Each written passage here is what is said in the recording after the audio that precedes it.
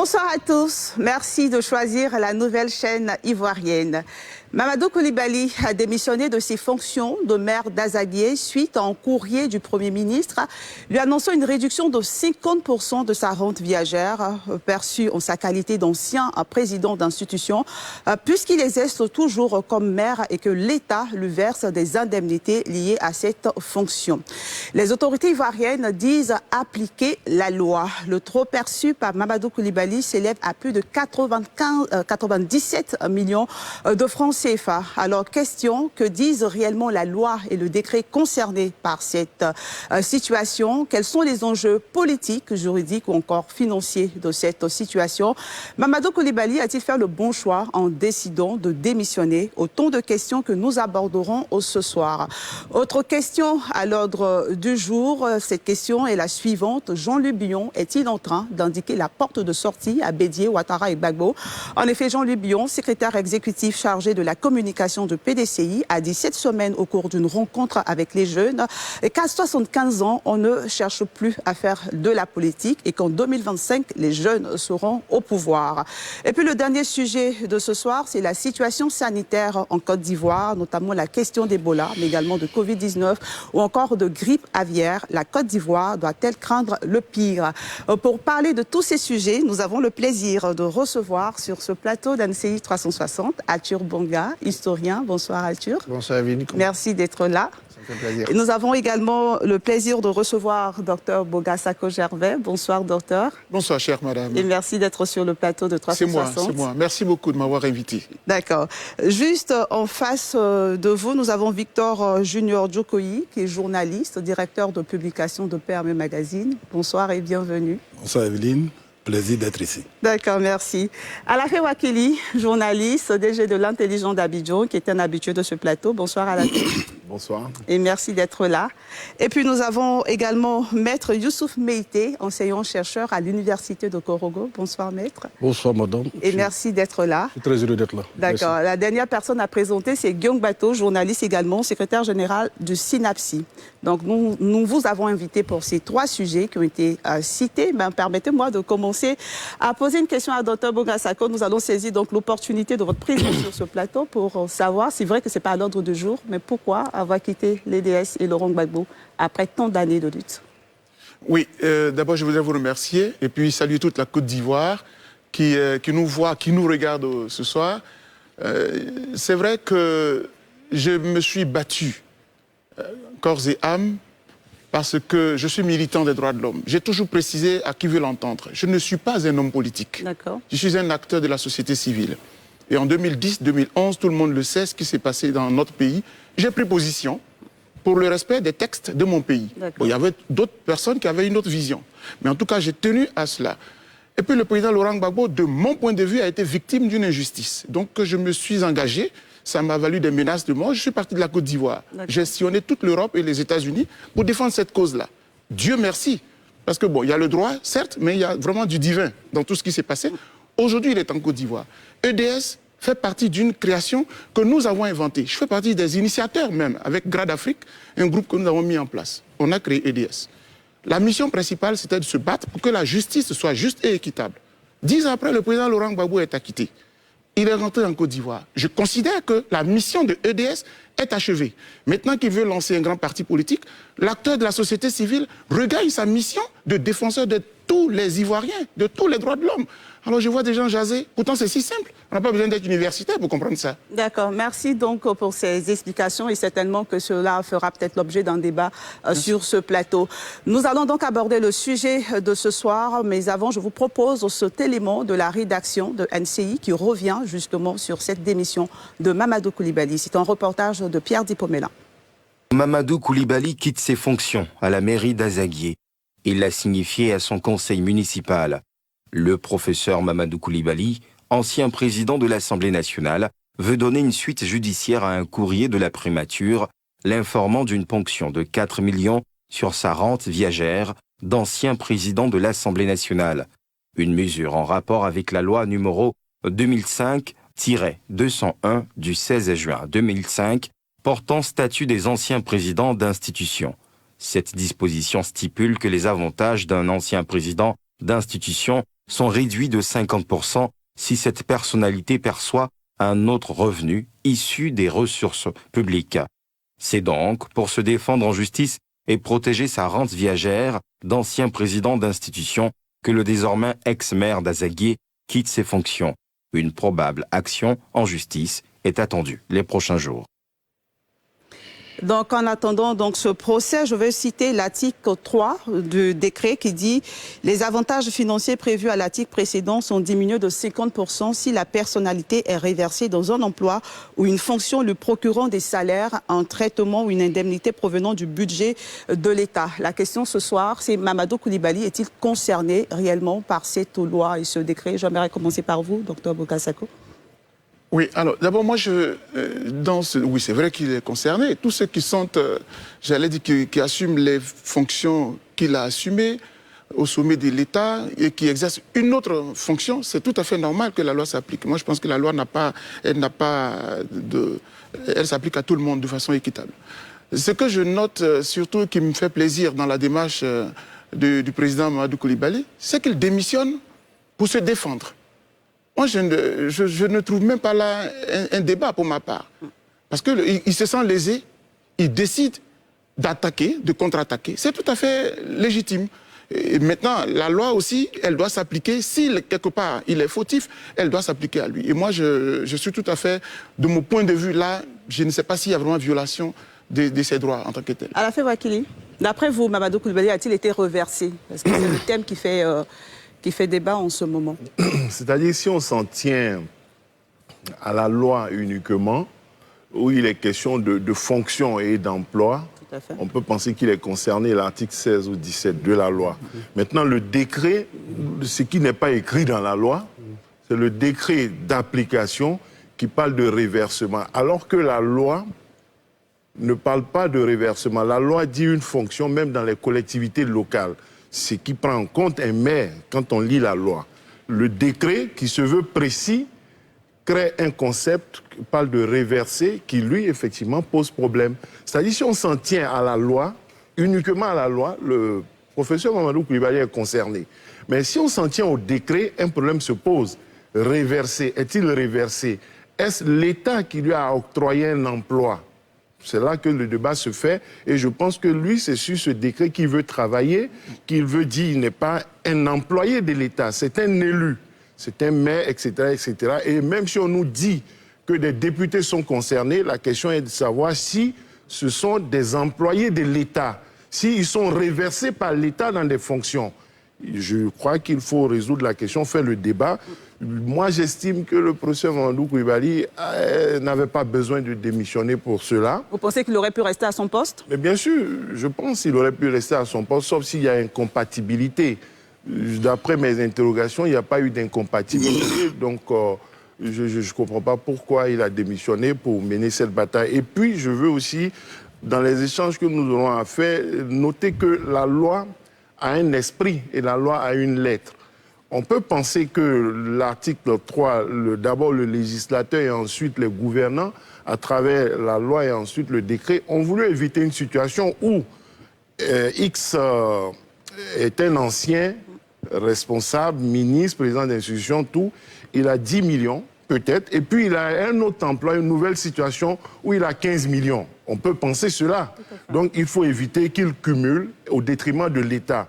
Mais dans le cas du président Mamadou Coulibaly, en 10 millions et 350 000, est-ce qu'il y a un débat à faire? Comment ne s'est-il pas trouvé quelqu'un lui-même, peut-être, pour lire la loi au départ, ou une autorité gouvernementale dès le départ, depuis 3 ans, pour dire, écoute, il faut laisser les miettes de mer là, sinon ça risque de te créer des problèmes. Oui, parce que l'esprit de la loi, c'est d'éviter qu'il ait un salaire ou une indemnité équivalente, voilà, de sorte à léser l'État avec un trop perçu. Mais quand il perçoit des montants dérisoires, je veux bien qu'on applique la loi, mais il faut regarder cette chose-là depuis le départ. Atu Banga, votre avis? Je ne suis pas juriste, je ne vais pas faire de l'ultra-képédiaranisme pour parler droit. Je vais rester un peu dans la question un peu politique des enjeux. Moi, je suis tout à fait d'accord avec Dr Boka. Le principe de démissionner pour se défendre, c'est un principe qui, moi, me parle. Voilà. Pourquoi? Surtout parce que je peux estimer que me défendre a besoin de toute mon énergie, ou tout simplement a besoin de clarté pour ne pas qu'il y ait confusion quand je vais me retrouver maire devant un juge. Ça, c'est bien. Deuxième chose, en fait, pour le personnage de Mamadou Coulibaly, ce qui peut gêner certains, c'est ce qui est dit depuis, peut-être que les hommes politiques préfèrent leurs intérêts à ceux du peuple. Parce qu'on se dit... C'est le cas, selon vous. Je vais répondre. On se dit, il a dû choisir entre laisser 313 000, je crois, et 10 millions. Mais même si c'est le cas, j'aurais fait la même chose. Hein. S'engager pour le peuple ne veut pas dire sacrifier sa vie de tous les jours. Enfin, je veux dire, il démissionne de la mairie, mais reste conseiller municipal. Et donc, je pense qu'en tant que conseiller municipal, et de toute façon leader naturel de son conseil municipal, il peut toujours influencer le développement d'Azaguié, puisqu'il a été le maire, il peut toujours continuer dans cette vocation. Enfin, c'est très intéressant d'utiliser la voie de la justice. Il faut que de plus en plus, on ait ce réflexe-là, d'utiliser la voie de la justice. Ça va permettre un débat juridique, un procès, et ça va permettre aussi à nos juges de se sentir un peu plus sous pression et dans l'idée d'avoir une indépendance dans leur jugement, puisque leur jugement sur ces questions comme ça sera beaucoup épié. Voilà. Jokoyi, avant de vous donner la parole, j'aimerais préciser, parce que j'entends des chiffres de 10 millions, j'aimerais juste préciser que le courrier du Premier ministre parlant de la rente viagère parle de 6 750 748 francs. Voilà, 6 millions de francs CFA. Jokoyi, quel est votre avis sur cette question? Est-ce que Mamadou Coulibaly est réellement concerné par la loi et le décret cités justement dans cette situation? Oui, du point de vue juridique, oui, il est concerné par cette loi. Ce qui dérange, c'est la période et les circonstances dans lesquelles cette loi lui est appliquée. D'abord, il a été élu maire depuis 2011. 2018 du moins. De 2018 à maintenant, on ne le relance pas sur sa faute, on le laisse avancer. Quelqu'un dirait, pour l'enfoncer davantage. Et puis, après, on sort une loi. Qui existe, hein? La loi existe. La loi existe, mais véritablement. Pourquoi pensez-vous qu'on veut l'enfoncer? Qui veut l'enfoncer? Pourquoi l'enfoncer? Non, les circonstances de cette loi-là donnent l'impression même que la décision est vraiment politique. Parce que Mamadou Coulibaly, c'est pas n'importe qui. Je veux dire, si nous sommes déjà sur ce plateau pour en parler, c'est parce qu'il compte. Vous comprenez? Au-dessus de la loi. Et c'est vrai qu'il n'est pas au-dessus de la loi, mais justement, c'est parce qu'il n'est pas au-dessus de la loi qu'on ne doit pas lui appliquer ça n'importe comment, parce que c'est quand même Mamadou Coulibaly. Nous sommes aujourd'hui ici, il y a beaucoup de personnes qui voient la Yopougon. C'est un citoyen. Oui, je suis d'accord. Je suis d'accord, mais c'est Mamadou Coulibaly. Qu'on le veuille ou qu'on ne le veuille pas, c'est Mamadou Coulibaly. Maître, je vous donne la parole. C'est opportunité juridique ou politique selon vous? Non, moi je pense que le débat doit être d'abord juridique. Après, on peut analyser du point de vue politique. D'accord. Sur le plan juridique, dites-moi. Sur le plan juridique, il n'y a aucune ambiguïté. La loi est extrêmement claire. Donc quand j'entends certaines personnes dire oui, reversement, reclassement, ça n'a aucun sens.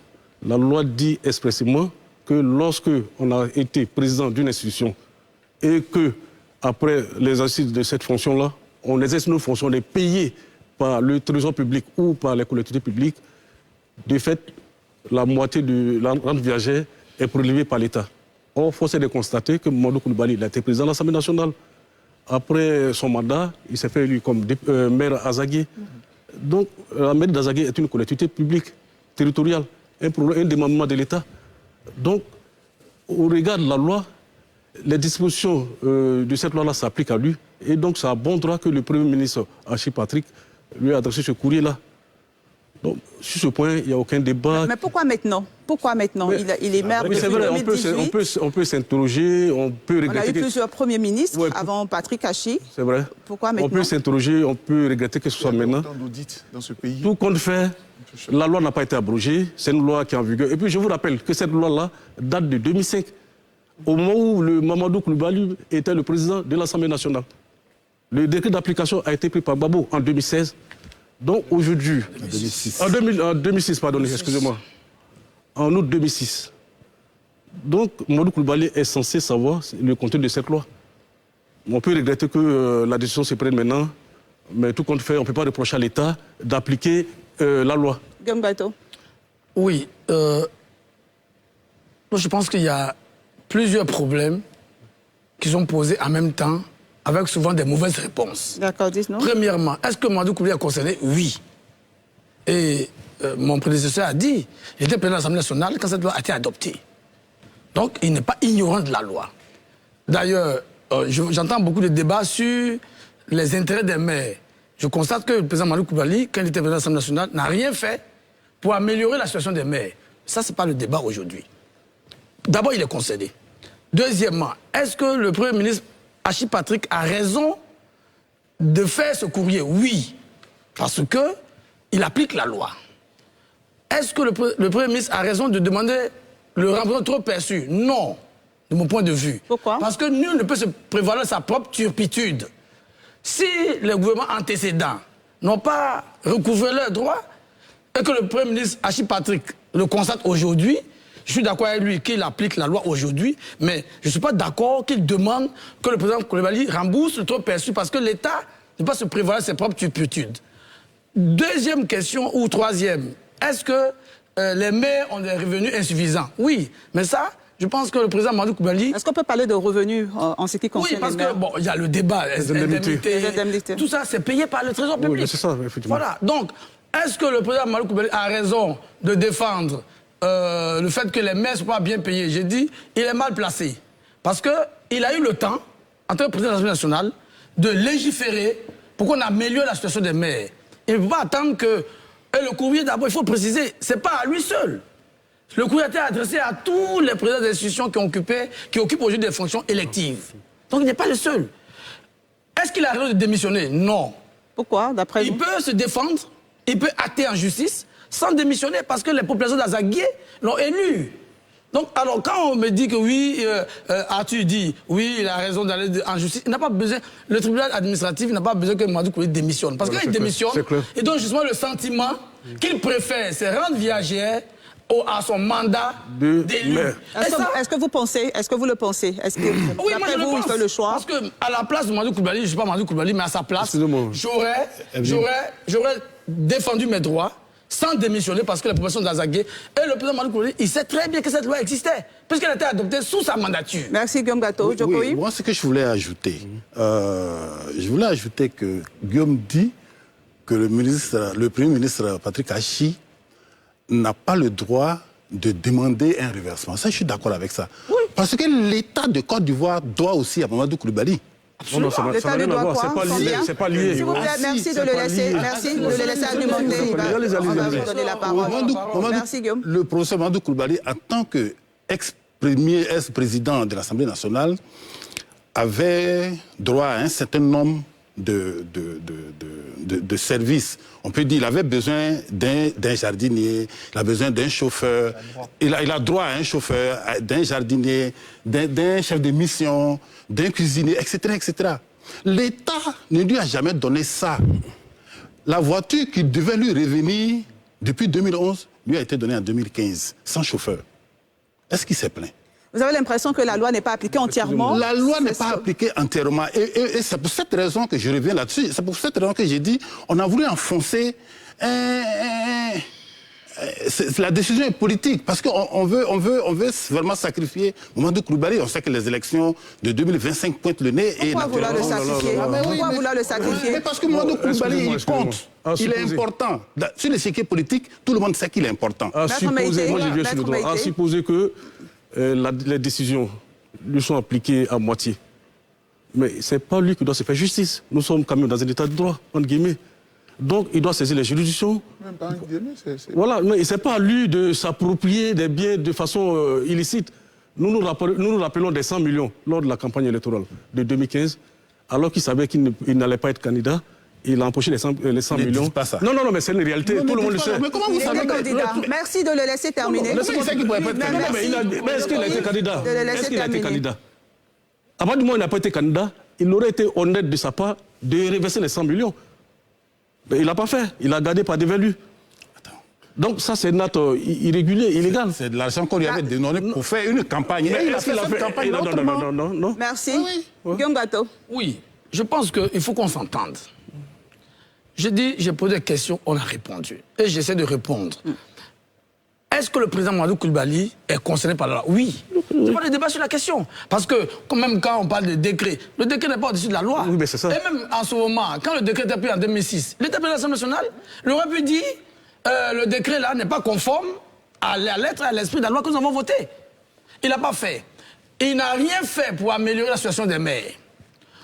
C'est pas ça le débat. Aujourd'hui, ça on l'a compris. Vous l'avez dit tout à l'heure, on l'a compris. avec le Premier ministre, c'est quand il nous demande de reverser le trop perçu. Le trop perçu n'est pas du fait du président Mamadou Coulibaly. C'est du fait de la défaillance. Non. Ah oui, il a perçu, mais c'est le fait de la défaillance. S'il vous plaît. Bon, allez-y. S'il vous plaît. Allez-y, continuez. Allez-y, s'il vous plaît. Donc, je m'excuse. Je dis, nul ne peut se prévaloir de ses propres turpitudes. Si les anciens premiers ministres, prédécesseurs du président et du premier ministre Apache Patrick n'ont pas cherché à être rigoureux sur les textes, ils ne doivent pas en vouloir aux gens.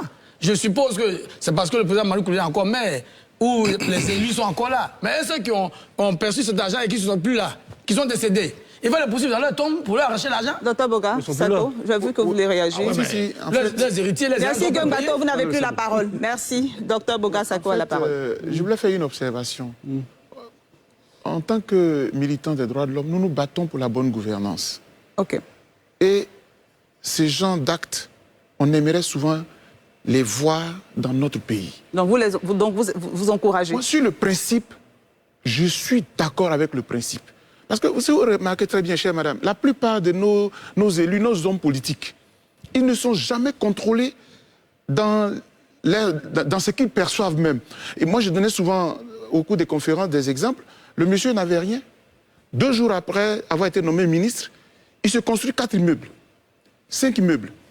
Tout cela, ça fait partie de la corruption, etc.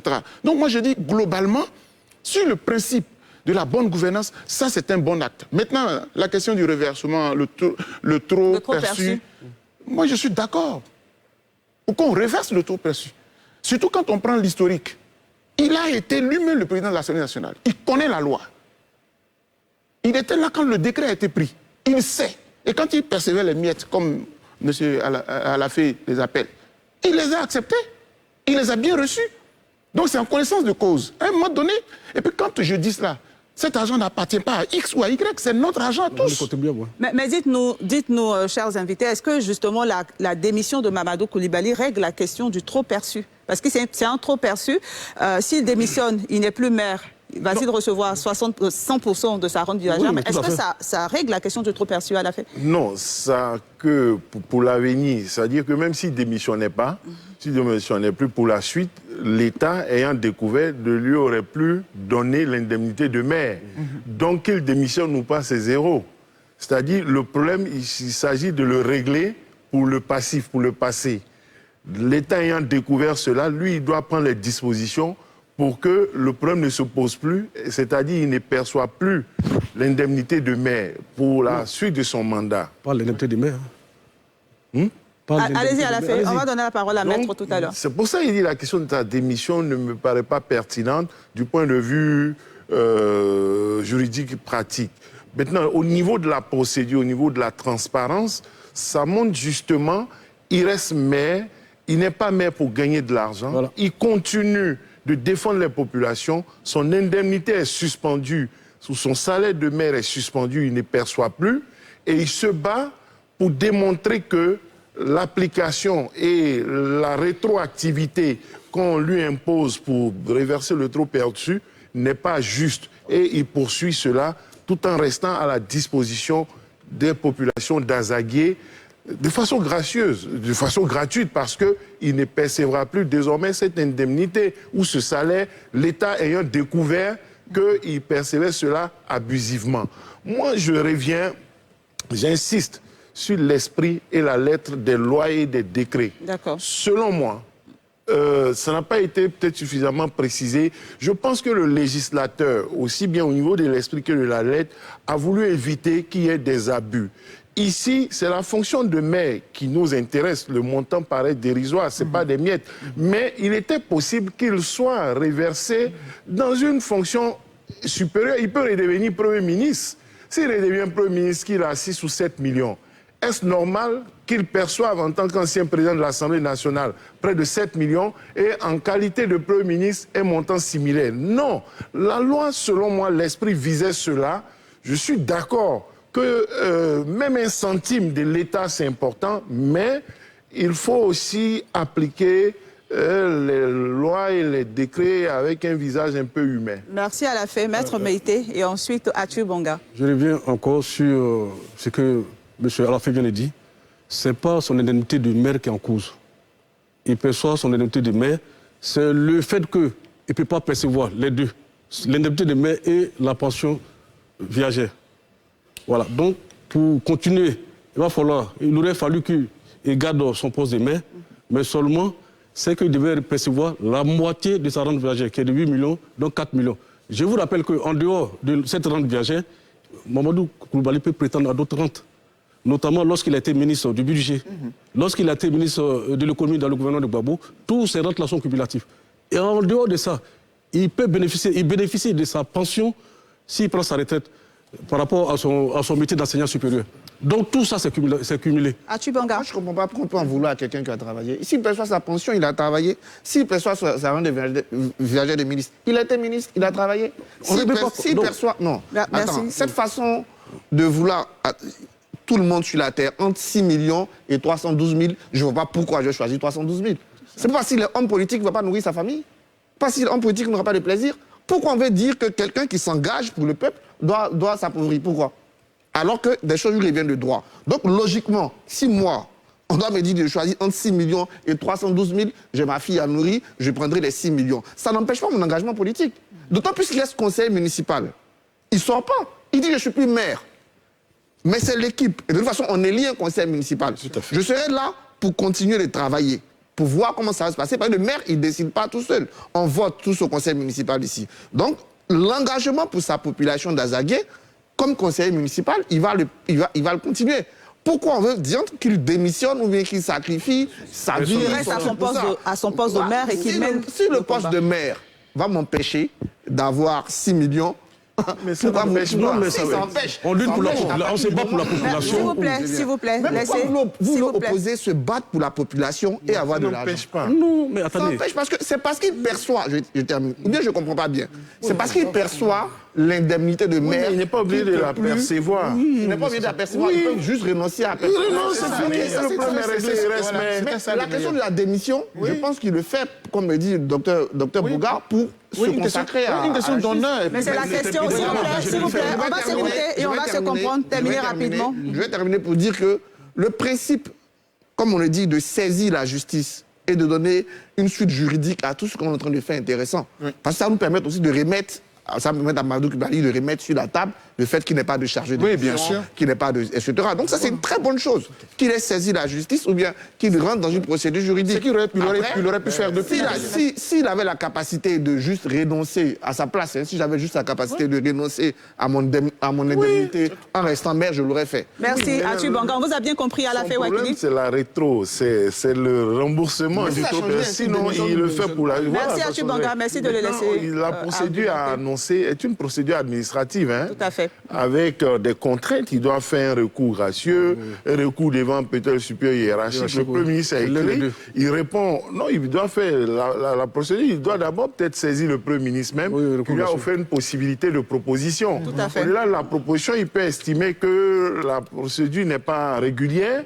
Si le Premier ministre ne répond pas, il peut saisir le Président de la République. Non, ça ne se fait pas. Ça dit que soit le Premier ministre, soit le Président de la République. Merci de laisser à la fin terminer, voilà, s'il vous plaît. Et c'est à la suite de cela qu'il peut saisir le Conseil d'État. Voilà. Donc, Beto. Je rappelle que le président Mamadou Coulibaly n'est pas le seul dans la situation. Quelles sont les autres personnes qui sont concernées? Toutes les personnalités qui ont occupé... le président Afi, vous nous révélez cela.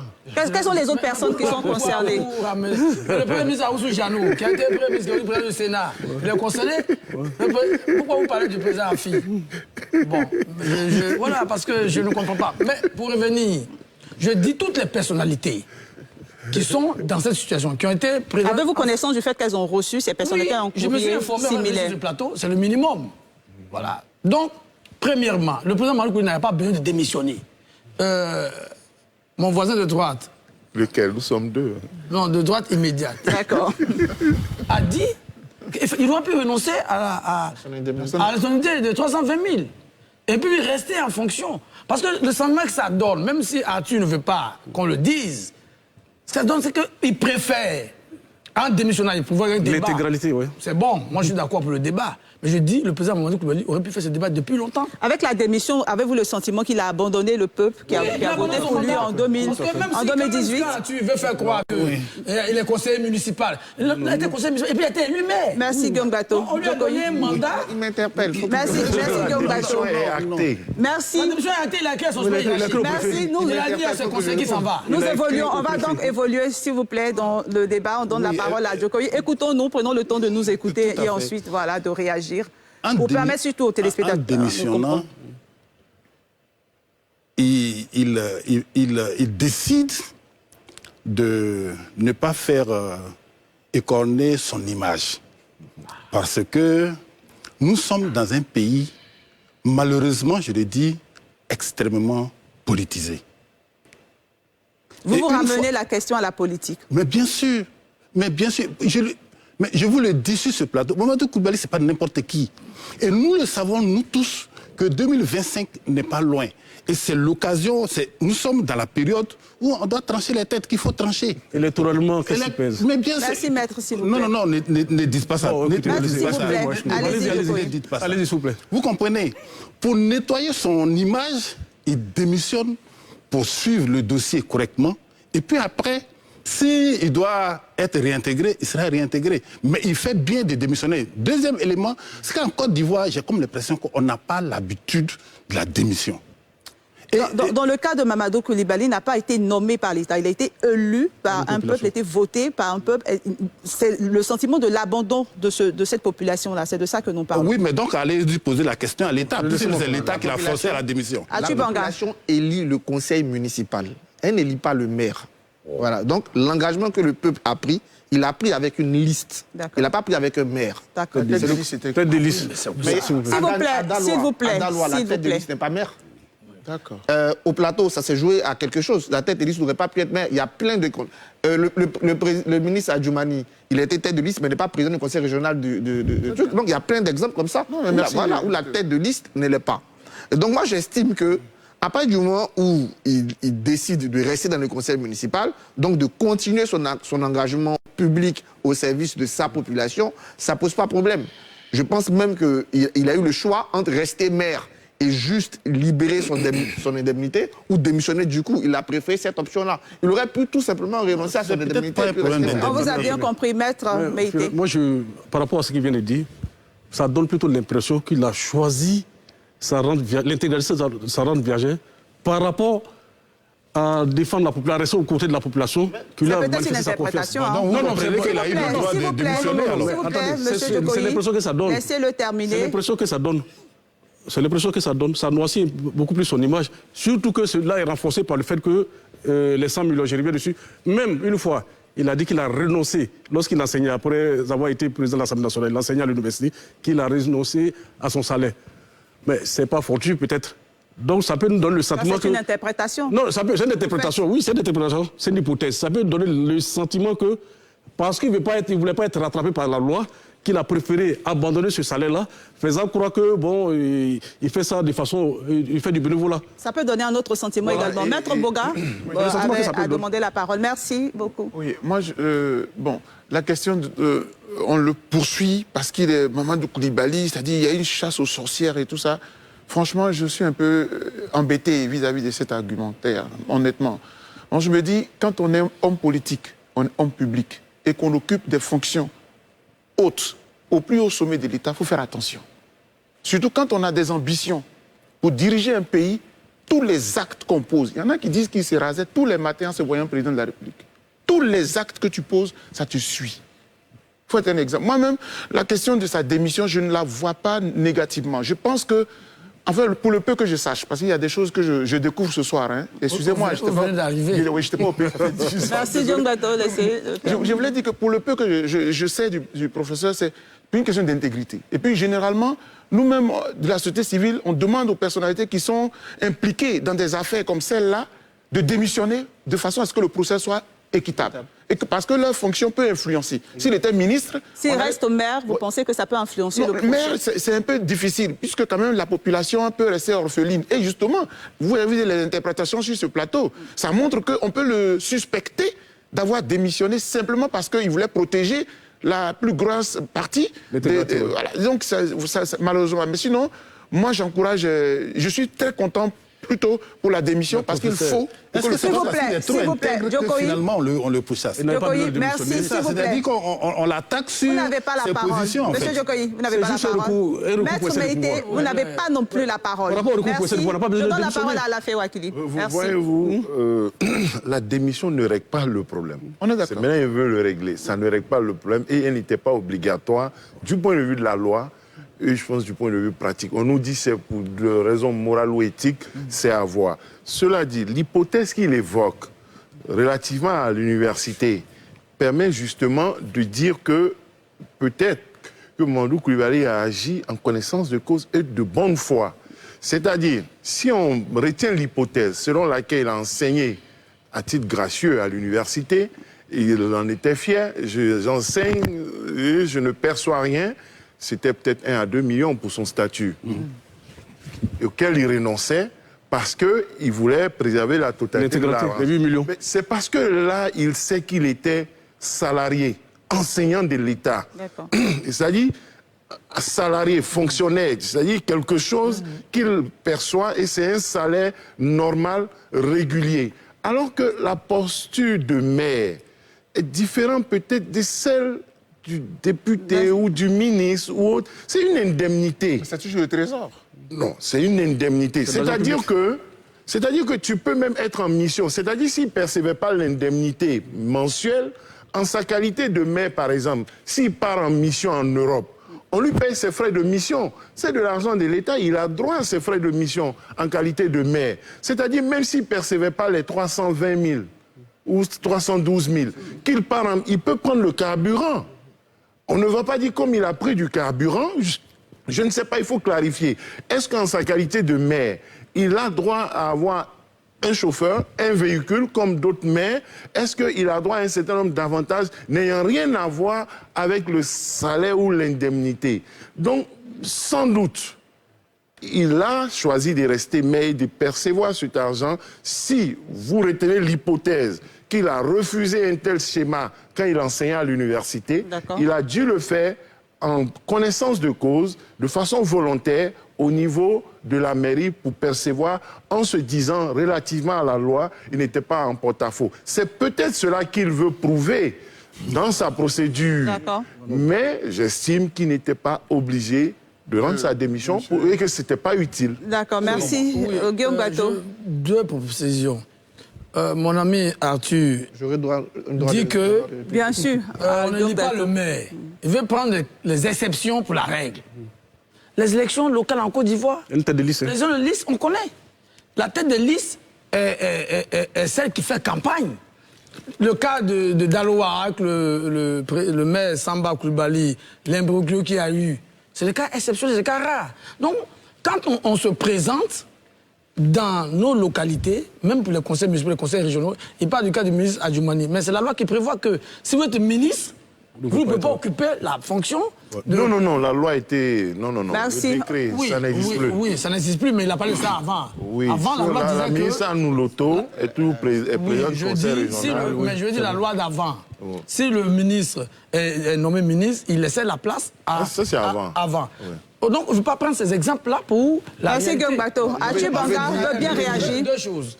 Rapidement. On tourne en rond. On tourne en rond. Le président Coulibaly Mamadou, je suis d'accord avec ceux qui disent qu'il n'a pas besoin de démissionner pour se défendre. Parce que ça, on a bien compris. Voilà, les mandats. Donc, tout ce qu'on dit, oui, on veut te couper la tête. Bon, c'est pas sa seule tête. Moi, là où je suis d'accord avec les autres, c'est que le Premier ministre, Achille Patrick, il montre une volonté de bonne gouvernance. On prend acte, mais il aurait dû s'en prendre à ses prédécesseurs qui n'ont pas fait le contrôle. Voilà moi ce que je dis. On a bien noté. Valablement Merci. sur cet aspect. On a bien noté ce point. Arthur Bonga. Jokoyi, vous n'avez pas la parole. Merci. Je dis que l'État n'a pas le droit. Merci, Guillaume Bato. Vous n'avez plus la parole.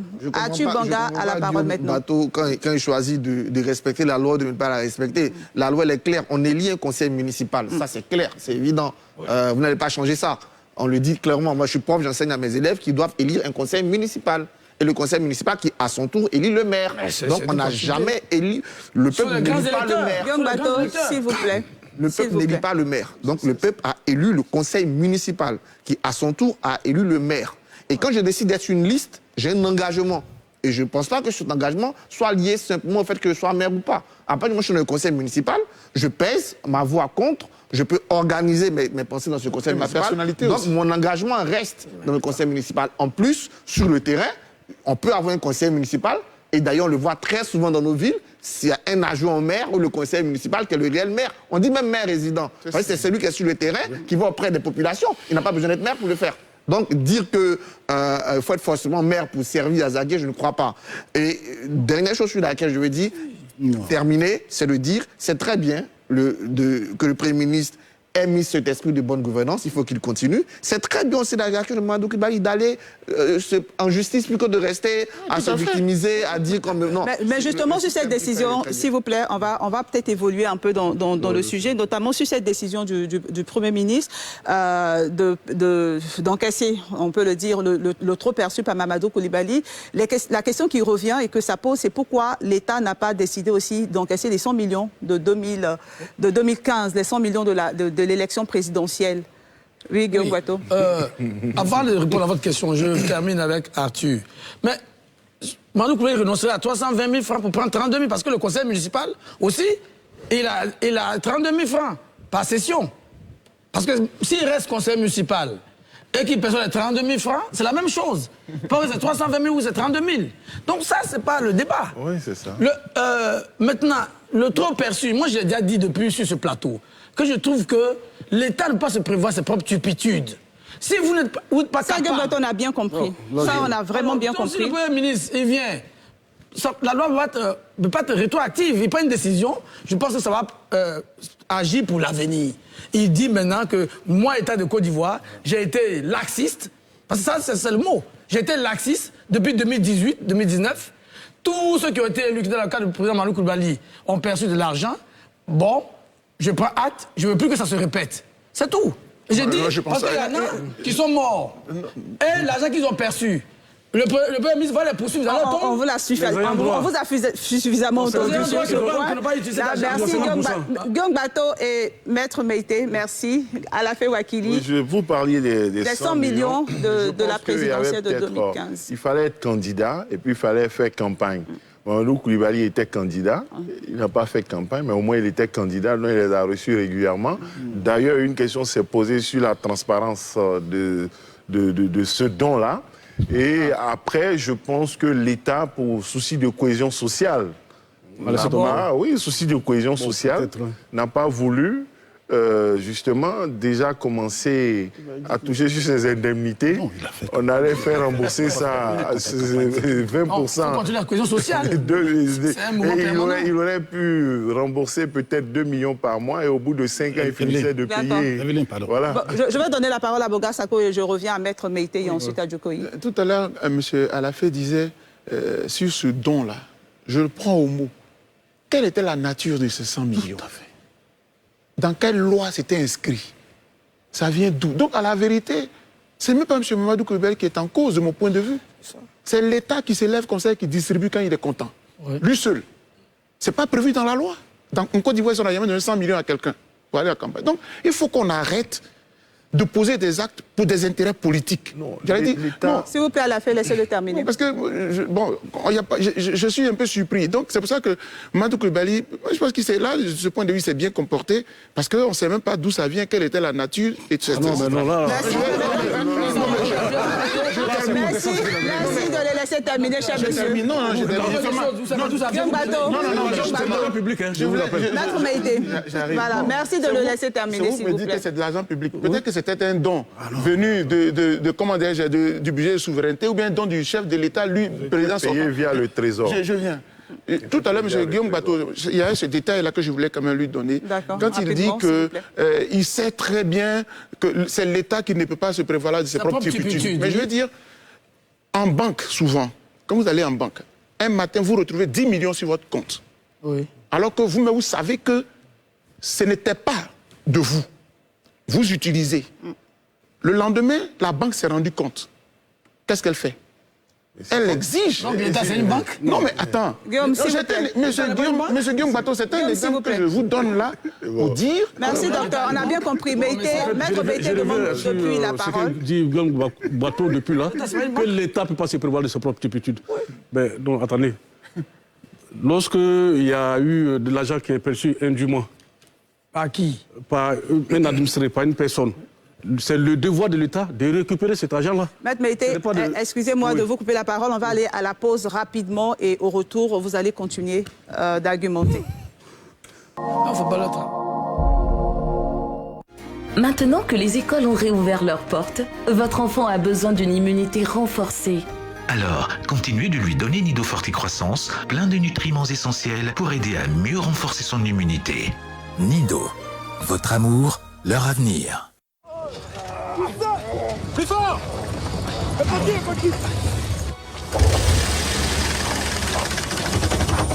Merde! Il faut que je reparte demain. Je peux pas rester ici plus longtemps. C'est vrai? Tu t'envoies demain, c'est sûr? Ça marche pas, je me flingue. C'est trop chaud! Et puis quoi encore? Tu veux la clim? Tu le restes 500 et demain matin, il faut que ça dans ta voiture. C'est le bon prix. C'est pas un prix, ça, c'est du chantage. Est-ce que ça ira? Mon pays me paye, monsieur Keller. T'es belle, Martina. Je vais aller en France. Elle doit partir. C'est pas une bonne idée. Il vaut mieux qu'elle reste ici. Tu ferais quoi en France, hein? Je sais faire le riz. C'est pas un métier, faire le riz. C'est pas la batterie qui fait la panne. T'es mécanicien? Ça fait 4 jours qu'on pousse et il le dit maintenant qu'il est mécanicien. Qu'est-ce que tu veux encore? Je viens avec toi. Quel est votre avis sur la question, monsieur Keller? Quelle question? Sur l'avenir de cette Afrique que vous aimez tant. Allez, ça suffit, j'ai pas de temps à perdre. Le temps de la kermesse est terminé. Ce lundi à 20h30 sur NCI. Voilà, nous sommes donc de retour sur le plateau d'NCI 360 et juste avant la pause, nous étions en train de parler de la démission de Mamadou Koulibaly. Maître Maïté, vous aviez la parole. Ouais, je continue pour dire que je réponds à Guillaume Bateau qui dit que l'État ne peut pas se prévoir de ses propres turpitudes. Mais je dis que c'est faux. Parce que lorsque de l'argent est perçu indûment par un individu, c'est le devoir de l'État de récupérer ce trop perçu-là. C'est vrai que la personne qui s'est sentie lésée par rapport à cette récupération peut contester devant le juge. À partir du moment où c'est récupéré, le juge peut estimer que l'État a fait preuve de négligence. C'est une faute de service et lui accorder des indemnités. Ça arrive. Il y a plusieurs jurisprudences qui ont été rendues dans ce sens-là en France. Les trop perçus ont été récupérés par l'État. Ces personnes qui ont été victimes ont contesté devant le juge par rapport à leur bonne foi, par rapport au fait que ça a mis assez de temps et que l'administration a fait preuve d'inertie. Le juge a estimé que, effectivement, c'est vrai que ça a été récupéré, mais l'État doit indemniser la personne. Sauf que ici, voilà. Merci, docteur Boga. Merci. Je suis désolée de ne pas vous permettre de réagir parce qu'on a annoncé 3 thèmes aux téléspectateurs et on doit respecter ces 3 thèmes. Le temps imparti pour ce premier thème est largement dépassé. On va juste aborder... On va juste aborder le deuxième thème de cette émission qui est notamment cette... cette rencontre de Jean-Luc Billon avec des jeunes, rencontre au cours de laquelle il a dit à 75 ans, on ne peut plus faire partie de l'équipe dirigeante. Est-ce qu'il était en train d'indiquer la porte de sortie à Ouattara, Gbagbo et Bédié? Cette sortie a fait beaucoup débat sur les réseaux sociaux et dans la société en général. Donc, on aimerait bien connaître votre avis justement sur la question de la limitation d'âge. Déjà, que pensez-vous de cette réaction de Jean-Luc Billon? Bien, merci encore, chère madame, pour ce sujet-là. Moi, j'ai 2 observations. Dans tout pays, c'est la loi qui est la règle. que dit la loi? Si dans la Constitution, on a ôté le verrou de l'âge qui était déjà inscrit dans la Constitution précédente, à partir de là, tout le reste, ce ne sont que des supputations. Ah, on préfère un jeune, on préfère... Mais tout le monde, quel que soit l'âge, a le droit, s'il remplit les conditions, de se présenter à l'élection présidentielle. Donc, je veux dire, tant qu'il n'y a pas de règles balises, on ne peut pas dire ils sont trop vieux. Non, c'est parce que justement, il y avait cela.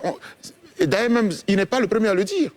Hier, le président Laurent Gbagbo avait dit la même chose, en considérant qu'à 75 ans, on n'a plus toutes ses facultés pour diriger un pays normalement. Ça, je ne fais que citer le président Laurent Gbagbo à l'époque. Mais on a levé le verrou. Dès l'instant où vous levez le verrou, de quel droit allez-vous interdire M. Harry Konan Bédié, qui a plus de 86 ans, de se présenter à une élection présidentielle? Je rappelle même qu'en Tunisie, il avait 88 ans, celui qui avait été élu président. Il est toujours. Il est toujours, il est décédé. Il n'est plus, justement. Il a été élu à 88 ans. Oui, à 88 ans. Donc ça veut dire que c'est pas tout. Il y a ce qu'on pense, mais il y a aussi la réalité. Donc, je veux dire, ça peut être une posture politique. On peut dire on a envie de voir une nouvelle génération, mais tout ça, c'est du verbiage. Ce qui est dans la loi, c'est ce qui s'applique. C'est la loi qui doit s'appliquer. C'est tout. Guillaume Bateau, certains parlent de la révision. Oui, moi j'ai un problème avec Dr Boga. Ok, dites-nous. Dr Boga, comme beaucoup d'entre nous, s'est battu contre le changement constitutionnel en 2016. Il faut qu'on soit cohérent. Moi, j'étais contre le changement de la Constitution en 2016, qui supprimait justement cette limitation d'âge. Et sur ce plateau, je l'ai dit à plusieurs reprises, je suis heureux que le ministre Billon nous rejoigne. Lui qui estimait que certains qui réclamaient le départ des anciens étaient pressés. S'il a été visité par le bon Dieu et qu'il comprend maintenant qu'il faut vraiment que ces anciens-là cèdent la place, moi je le félicite. Mais docteur Boga, vous avez combattu la Constitution de 2016. Moi je suis toujours constant. Cette Constitution de 2016 n'était pas opportune. Il faut ramener l'âge à 75 ans et puisque le président Gbagbo était d'accord, et que Billon était d'accord, et que vous étiez d'accord contre la Constitution de 2016, revenons à 75 ans. On ramène l'âge à 75 ans. Moi, je l'ai dit plusieurs fois sur ce plateau, il faut vraiment qu'une coalition se forme contre ces anciens. Et que ces anciens, ils reculent, et qu'ils laissent la place, et qu'on ramène. J'ai toujours dit ici que le président Ouattara a une belle opportunité de nous ramener les 75 ans pour être conforme à la loi. Merci Guillaume Bateau. Beaucoup de personnes veulent intervenir. On va permettre à Dr Boga de répondre rapidement à Guillaume Bateau. Oui, je ne ferai même pas de polémique. Il sait ce que je veux dire. Je suis parfaitement d'accord avec. Mais en attendant, aussi longtemps que cette constitution-là reste en vigueur, on n'a pas le droit d'empêcher qu'elle s'applique. C'est ce que je veux dire, en fait. Sinon, moi, personnellement, cette constitution, je ne l'ai même pas votée. Merci, Dr Boga. Alafé Wakili. J'aurais dit la même chose. Hein. En 2016, on attendait Billon. Avant même 2016, on l'attendait, on ne l'a pas vu. En 2020, on l'a attendu, il a laissé passer son tour. Je ne sais pas si 2025 sera la bonne, mais ce n'est pas parce que Bédié, le président Bédié, le président Ouattara et le président Gbagbo ne seront pas candidats, les plus de 75 ans, que M. Billon aura plus de chances de devenir président de la République. Son mérite, s'il doit y en avoir, sera d'avoir l'audace d'être candidat en 2025 et de battre les vieux qui ne méritent pas, même de diriger un conseil d'administration, qui ne mérite même pas de diriger un conseil d'administration, à plus forte raison, une nation de 22 millions d'habitants. 26 millions d'habitants. Ce sera là son grand challenge, son grand mérite. Son talent ne va pas consister dans sa capacité à faire en sorte que les plus de 75 ans ne soient pas candidats. Voilà ce que je voulais indiquer. Okay. Oui, merci. Autre chose de lui. Merci. Achu Banga et ensuite... Deux choses rapidement.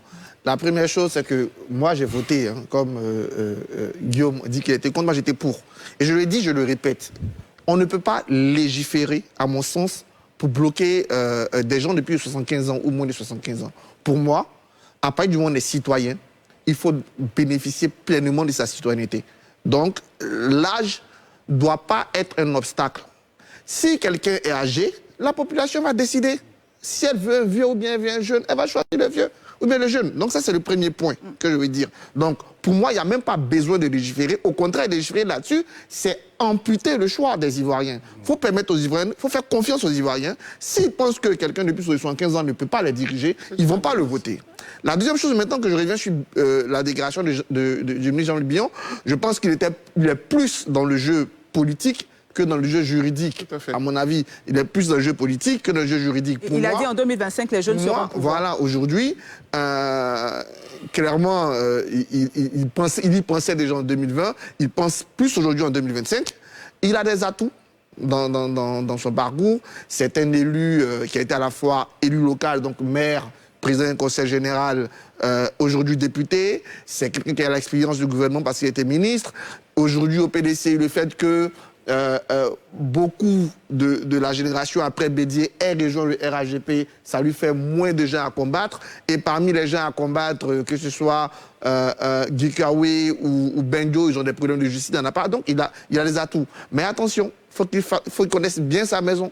La maison PDCI, et là-bas, on pèse les mots. On va revenir justement. Attention à ne pas aller plus vite que la musique, à ne pas confondre vitesse et précipitation. Sinon, l'idée d'être candidat en 2025 pour un gars comme Jean-Luc Billon, moi, je l'encourage. On va revenir justement sur la maison PDCI. Permettons donc à M. Djokoui de donner son avis sur... Oui, moi, je suis contre les mauvaises lois qui gouvernent les populations.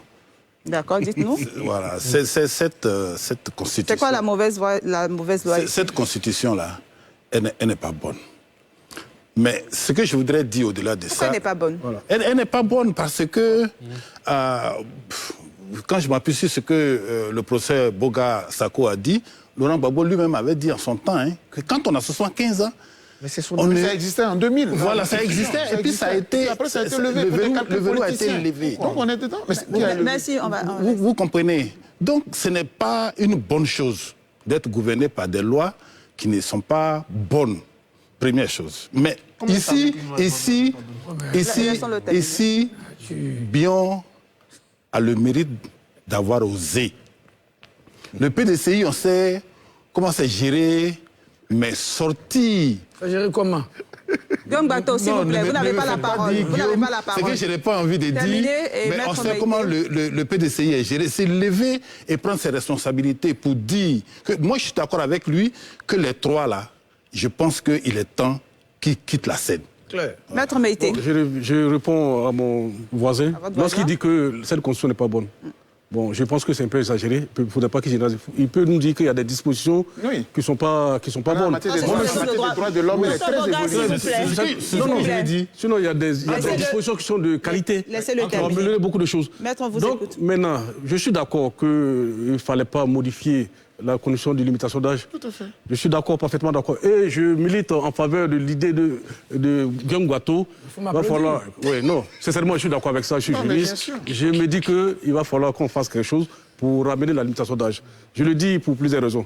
D'abord, depuis près de 30 ans, c'est les mêmes qu'on voit. Et toujours, il y a des conflits. Il va falloir qu'on mette fin à tout ça.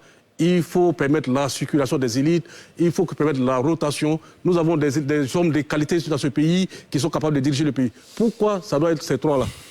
Donc il faudrait qu'on donne la chance à la Côte d'Ivoire de retrouver une paix véritable.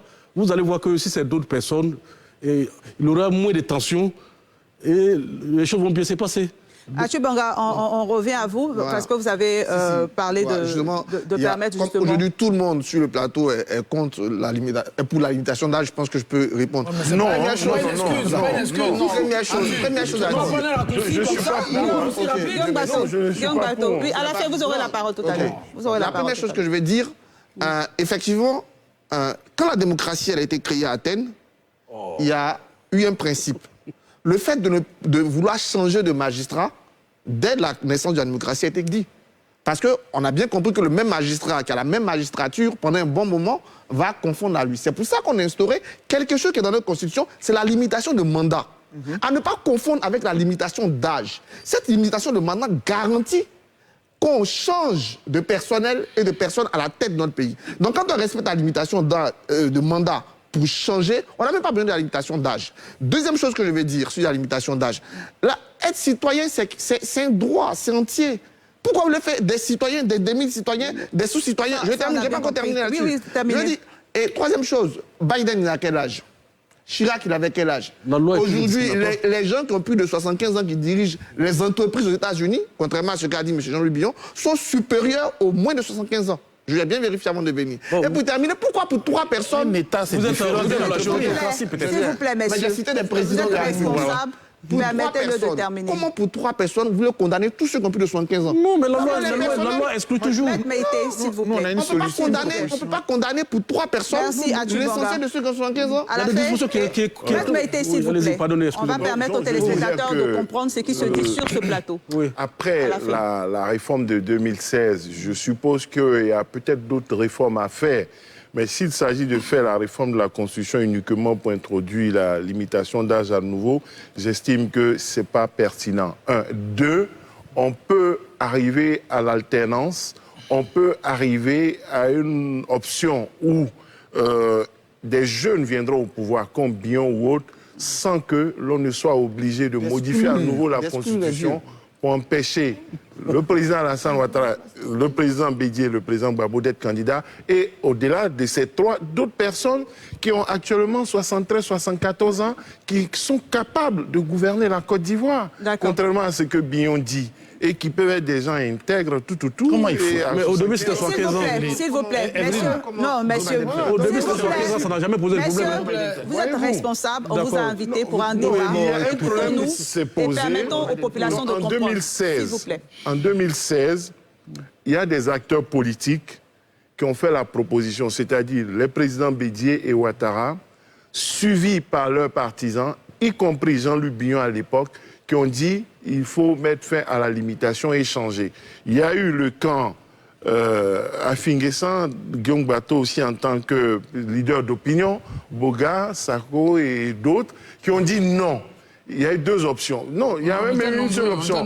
L'option du non était l'option du boycott. Boycott total. Ils ne sont même pas allés aux urnes. Mais le non a eu 4 ou 5%, je ne sais plus combien.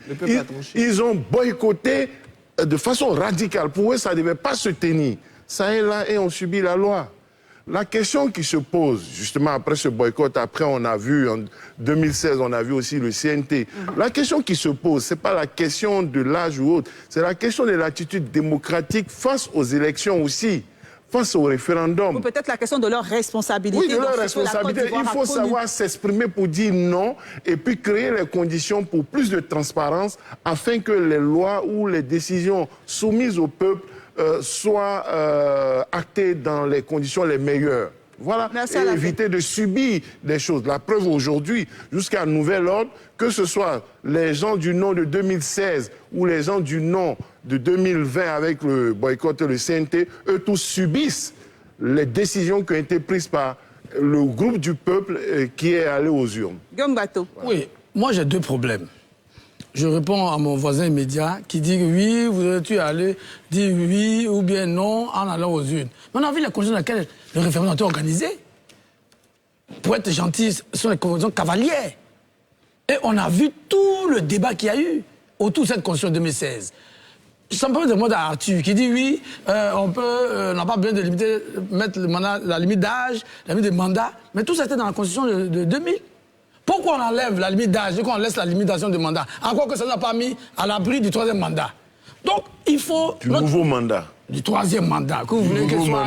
Merci. Oui, Guillaume Bateau, à la fin, il est gentil, mais quand il a parlé, je n'ai pas parlé, il ne veut pas me laisser parler. Allez-y, terminez, Guillaume Bateau. Ces limitations ou ces procédures de bons offices n'ont pas mis à l'abri d'un 3e mandat. Pour dire quoi? Quand il y a une volonté manifeste de marcher sur la Constitution, de la transformer, mais les gens l'ont fait. Moi, je dis, et la Constitution de 2000 a été adoptée à 83% aussi, on ne va pas l'oublier. On a une démocratie en construction. On a une démocratie en construction. Oui, celle de 2016 a été votée. On va terminer. Vous aurez la parole. Mais on sait dans quelles conditions. 10 secondes pour terminer. On a une démocratie en construction. On a des gens qui ne veulent pas laisser passer l'alternance.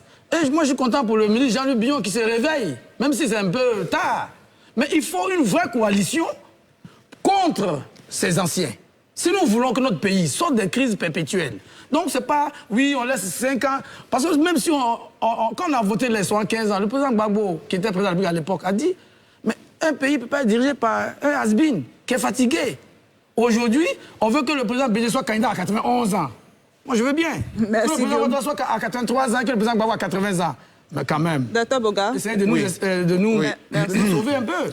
Sur cette question, je suis un peu obligé de trahir un peu que mes collaborateurs qui suivent cette émission depuis l'extérieur, puisque dans l'exil... C'est pour le bonheur de nos téléspectateurs. Oui, bien sûr. Non, je suis... Avec l'exil, j'ai installé 12 délégations de la FIDOP à travers l'Europe et les États-Unis. Donc, il y a des choses que nous avons à prêter. Par exemple, sur la question de la limitation de l'âge, ça fait partie des propositions que nous faisons pour résoudre la crise ivoirienne qui est vieille depuis un certain temps, à cause de nos 3 leaders. Quand je suis revenu le 9 juillet, ici en Côte d'Ivoire, mon premier discours, c'était que les 3 présidents se retrouvent immédiatement, qu'ils se parlent pour libérer la Côte d'Ivoire. Nous, on estime que s'il y a quelqu'un qui doit demander pardon à la nation depuis 30 ans, c'est quand même ces 3-là. Ils sont passionnément aimés. Et c'est pour eux que le peuple, là, il meurt. On meurt à cause d'eux et pour eux. Si bien que, à la prochaine élection de 2025, s'il vous plaît, c'est très sérieux ce que je dis là. En 2025, si l'un dit qu'il est candidat, les 2 autres vont vouloir être candidats. Donc comment on fait? La solution c'est quoi? On est en démocratie, on va interroger le peuple de Côte d'Ivoire. Il faut en faire un référendum. Il faut en faire un référendum de sorte que si le peuple est d'accord, que les 60, ça fait partie de la démocratie. Voilà. Si le peuple est d'accord qu'on limite à 75 ans ou à 80 ans, on le fait une fois pour toutes. De sorte que ça nous résolve un problème crucial, parce qu'on ne peut pas leur dire ne vous présentez pas alors que la Constitution le leur permet. Il y a Achu Bonga qui demande depuis la parole, d'accord, à la fin rapidement. S'il vous plaît, messieurs. Le danger, ces 3-là, ils sont tellement aimés que s'ils ne décident pas eux-mêmes volontairement de se retirer, on fera un référendum, le peuple est capable de dire oui, qu'il soit candidat. Non, voyez-vous, le président Ouattara n'a pas renoncé. Le président Bédié veut être candidat. Le président Gbagbo veut être candidat. Et on fait un référendum à les 3. Vous croyez que c'est Boga, Sako, Guillaume Bato, Jean-Louis Billon qui feront échouer leur volonté d'être candidat dans le référendum? Je veux bien espérer que vous êtes les voix. Si c'est ça, je suis d'accord. Allons-y au référendum. À l'Assemblée nationale, au référendum direct. Et puis, si avant ce référendum, ils n'ont pas eux-mêmes, en eux-mêmes, renoncé à être candidats pour aller faire campagne, pour dire, lors du référendum, je pense que j'ai assez servi la Côte d'Ivoire, c'est bon. Moi, je pense que ça va arriver. C'est zéro. On vous a bien compris. Enfin, le référendum ne fera qu'acter leur volonté personnelle de ceux qui ont renoncé. Et celui qui n'a pas renoncé, ceux qui n'ont pas renoncé, et leur bataille qu'on veut éviter, vont trouver dans le référendum un nouveau réceptacle avant la prochaine. Nous sommes sur un plateau de télévision. Vous prenez la parole lorsqu'on vous donne la parole. Ça permet aux téléspectateurs de comprendre et de retenir quelque chose de ce débat. Donc, pour terminer donc, ce deuxième sujet, je donne la parole, ce deuxième thème, justement, je donne la parole à Achu Bonga et ensuite à Djokovic. Bien, je dis, je reviens qu'on ne peut pas légiférer sur 3 personnes. La loi doit être impersonnelle. On ne peut pas s'asseoir et dire pour 3 personnes, on va limiter l'âge. Non, pour moi, c'est pas... La deuxième chose, ça va au-delà de la limite. S'il vous plaît, Guillaume Bateau. Deuxième chose que je veux dire, le référendum de 2000 ou comme celui de 2016 ont été des référendums qui ont été votés par le peuple. Aujourd'hui, la position est très claire. Le peuple a eu le choix d'adopter ou pas la Constitution. Le peuple, dans son immense majorité, a adopté la Constitution en connaissance de cause. Le contexte était pire en 2000. On était en 2000 dans ce pays. C'était pire. En 2000, on a changé le et le ou en 2 minutes, 2 jours avant les élections, on allait voter. Donc c'était pire en termes de contexte. Et je veux dire, donc le peuple a assumé clairement ceux qui ont voté cela. Après, revenir. Guillaume, s'il te plaît. Quand vous parlez d'un historien qui vous dit que révisionniste, c'est une agression. S'il vous plaît, Achu Bonga, continuez votre argumentation. Continuez. Non, révisionniste. Merci, s'il vous plaît. Messieurs sur ce plateau, s'il vous plaît. Les gens sont attaqués en justice par rapport à ça. D'accord. Donc, je vais terminer pour dire, revenons, la démocratie, elle a quand même des principes de base. Et je répète, dans ces principes de base, pourquoi vous voulez écarter une partie de la population si elle a envie de servir son pays. Je prends un exemple, je le dis toujours, pour terminer. Les préfets, les généraux, ils vont en général à la retraite à 65 ans. Ils ne peuvent pas faire de politique dans leur vie. Si après 65 ans, 66 ans, 67 ans, ils décident de venir en politique, ils gagnent les législatives, il est municipal, le temps d'avoir 75 ans, il ne peut plus être président, pourquoi? Comment Joe Biden fait pour bouger les États-Unis? C'est un choix, alors. Tu peux vous avez bien compris sur ce sujet. La dernière personne, docteur Boga, vous n'avez pas la parole. La dernière personne à avoir la parole sur ce sujet, c'est M. Jokowi. Alors, Evelyne, moi, j'ai dit, tant que ces 3 personnes-là existent... Quoi, existent? Non, non. Dans le jeu politique, en fait. Dans le jeu, existe dans le jeu politique, il ne naîtra pas une nouvelle classe. Ça, c'est clair. Jeune, capable de nous diriger. Il vous reste 5 secondes. La tendance oligarchique des partis politiques. Vous n'avez pas la parole. Aujourd'hui, quand tu regardes au FPI, le problème avec AFI, c'est un problème de positionnement politique. Le problème avec Bion, c'est un problème de... Ça existe dans tous les partis politiques, mais le problème, c'est que ces 3-là ne veulent pas partir. Et tant qu'ils ne vont pas, on va connaître les mêmes crises qu'on a connues par le passé. Ils seront forcément désignés au sein des partis. Merci, cher monsieur. On vous a bien compris. On a compris vos positions sur ce sujet. On va maintenant changer de thème. On va aborder le dernier sujet de cette émission, notamment la question sanitaire en Côte d'Ivoire. Et pour introduire ce sujet et permettre à nos 2 autres invités de nous laisser, nous vous proposons ce reportage de la rédaction d'ANCI sur la question d'Ebola. Il y avait un cas suspect qui avait été isolé. Nous avons eu les résultats. Ce cas suspect est négatif, donc nous l'avons lui avons permis de rentrer chez lui aujourd'hui. Il y a eu un deuxième cas, une deuxième alerte au CHU de Cocody. Et après les investigations de l'INHP, la direction départementale de Cocody, il s'est avéré que cette personne ne répondait pas à la définition du cas. Nous sommes en alerte, en situation d'alerte, donc il est évident que nous aurons régulièrement, chaque jour, une suspicion, 1 ou 2 suspicions. Et pour nous, ça montre que le système d'alerte marche bien. Il vaut mieux avoir plusieurs suspicions qu'aucun cas signalé dans cette situation de période épidémique. Le système tel qu'il est mis en place et géré donc, montre bien qu'il y a une résilience qui est en train de se construire progressivement. Et notre rôle, c'est vraiment de consolider ce système pour qu'il puisse faire face aux défis comme celui-là. Nous avons pu avoir 5 000 doses que nous sommes en train d'administrer et nous avons fait une demande supplémentaire de 16 000 doses. L'objectif étant de faire en sorte que, comme nous avons aujourd'hui une bonne connaissance des personnes qui sont arrivées et également le voyage que j'ai fait avec mon collègue de l'intérieur et de la sécurité nous a permis de comprendre qu'au-delà de ce cas, il y avait un trafic de personnes qui se faisait au niveau de la frontière. Notre souhait, c'est de vacciner toutes ces communautés pour éviter que cette maladie se répande. Donc, vous pouvez compter sur nous, compter sur la vigilance des acteurs de la santé pour protéger les Ivoiriens. Nous nous réjouissons que la vaccination va commencer à l'intérieur du pays, ce qui est très bien.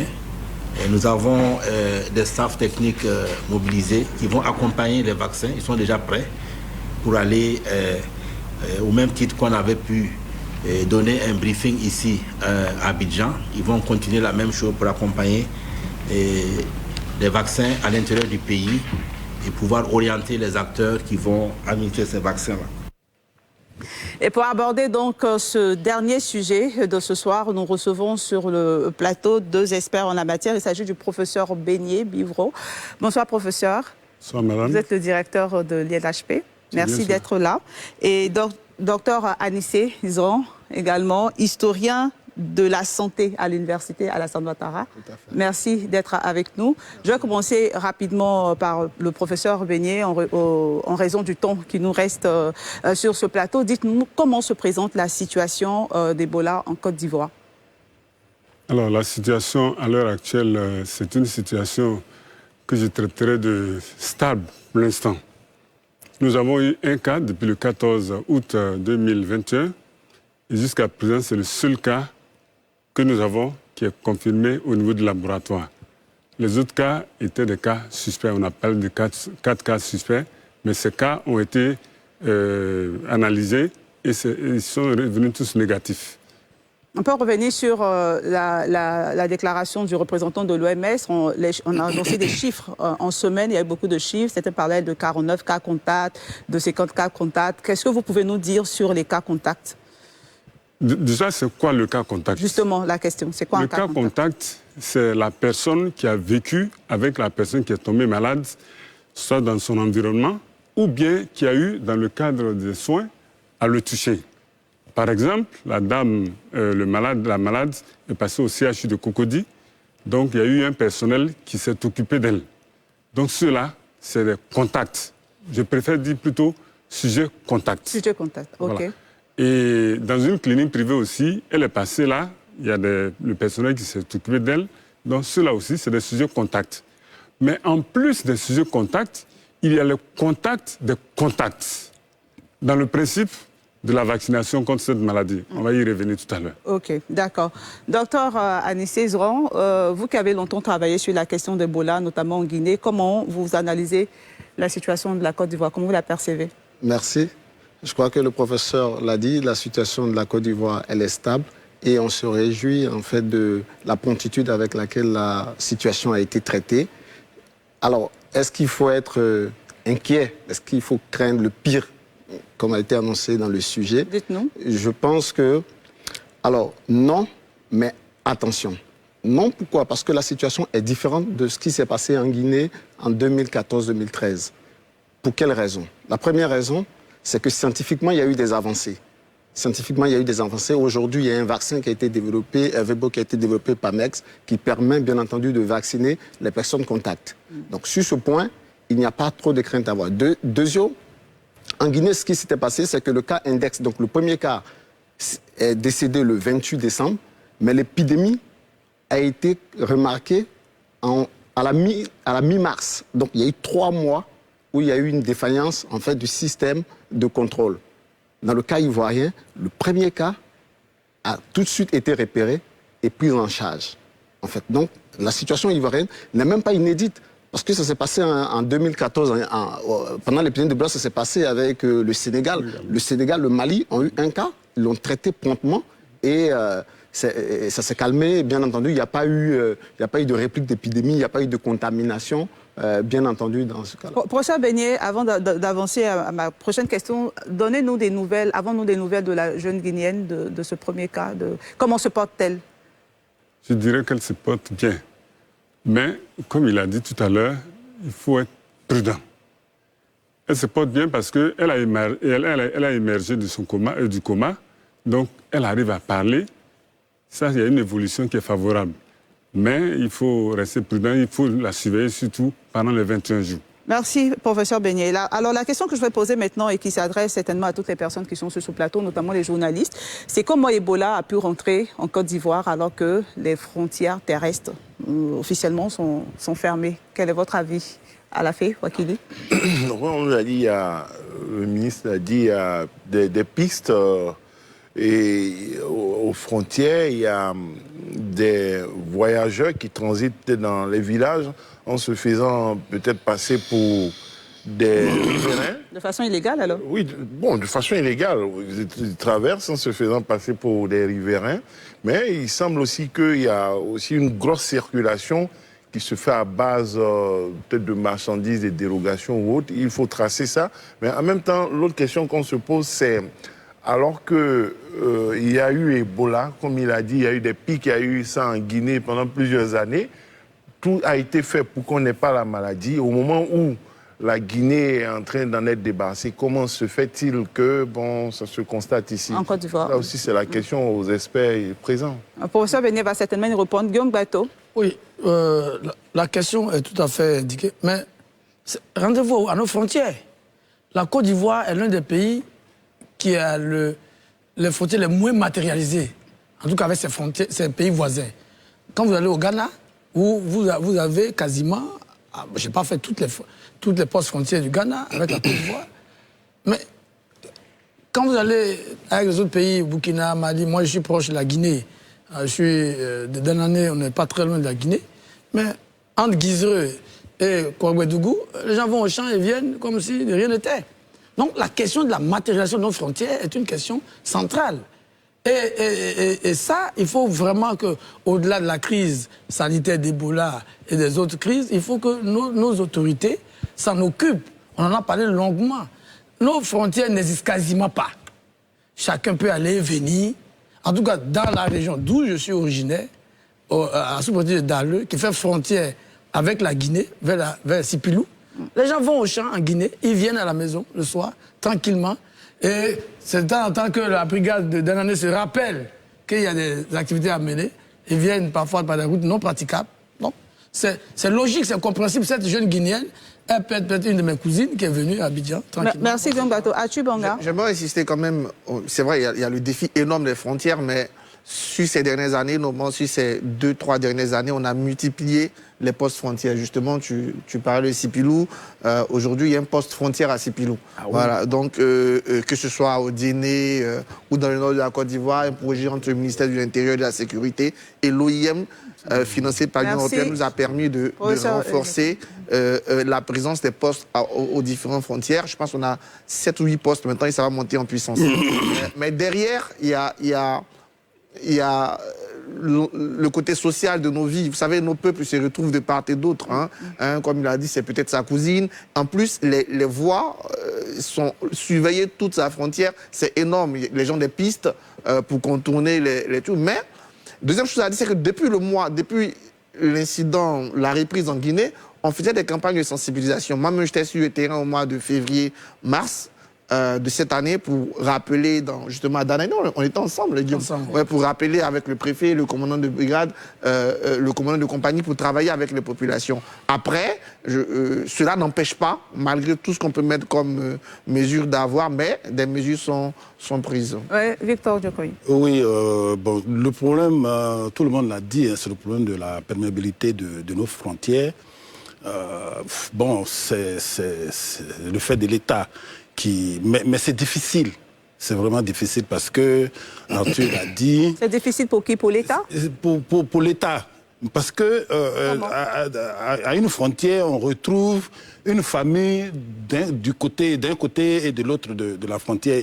Et c'est difficile de contrôler les gens. Êtes-vous en train de dire que la gestion des frontières échappe à l'État? Non, pas qu'elle échappe, elle est difficile. Elle est difficile, pas qu'elle échappe, mais elle est difficile. Elle est vraiment difficile. Moi, j'ai fait un peu de Ghana. Quelqu'un quitte Niamblé, il va au champ au Ghana. Et quitte au Ghana, il vient au champ à Niamblé. C'est difficile. Merci. Professeur Beignet, je reviens à vous, notamment pour comprendre la question de la vaccination contre Ebola. Cette vaccination concerne qui, premièrement, ou en priorité? La vaccination contre Ebola, contrairement à ce que certaines personnes pensent, ce n'est pas une campagne de masse. D'accord. C'est un vaccin qui est adressé à des gens qui sont exposés à la maladie. Notamment. Voilà. C'est-à-dire que quelqu'un, je parlais tout à l'heure des contacts. Des cas contacts. Et des contacts. C'est ceux-là qui sont exposés. Donc, c'est ceux-là qui sont ciblés. Et en l'occurrence, au cours de cette vaccination, nous avons vacciné les personnes qui étaient directement en contact avec la jeune dame. C'est-à-dire son époux et les personnes qui étaient avec elle à l'hôpital et des personnes avec qui elle a voyagé. Est-ce que toutes les personnes ont été retrouvées? Est-ce que les sujets, en fait, les personnes qui ont été en contact avec les contacts aussi, également ont été retrouvées? Nous n'avons pas retrouvé toutes les personnes, mais en tout cas, ceux qui étaient à haut risque, Dieu merci, nous les avons retrouvés, en dehors d'un qui est parti en Guinée, qui est reparti en Guinée, lui, parce que c'est un passeur. En fait, le ministre de... Un passeur. Oui, en fait, le ministre de la Sécurité l'a dit. Il a été identifié. Il a été identifié, mais en Guinée. Pour la Guinée, au moins. Voilà. Il doit prendre des dispositions. Et il est mis en quarantaine là-bas en Guinée. Voilà, d'après ce qu'on nous a dit. Donc, dans ce jeu-là, c'est important de prendre... Le plus important, c'est de pouvoir identifier ces personnes-là, de pouvoir les isoler et de les vacciner. En le faisant, on a beaucoup de chances d'interrompre la chaîne de transmission. D'accord.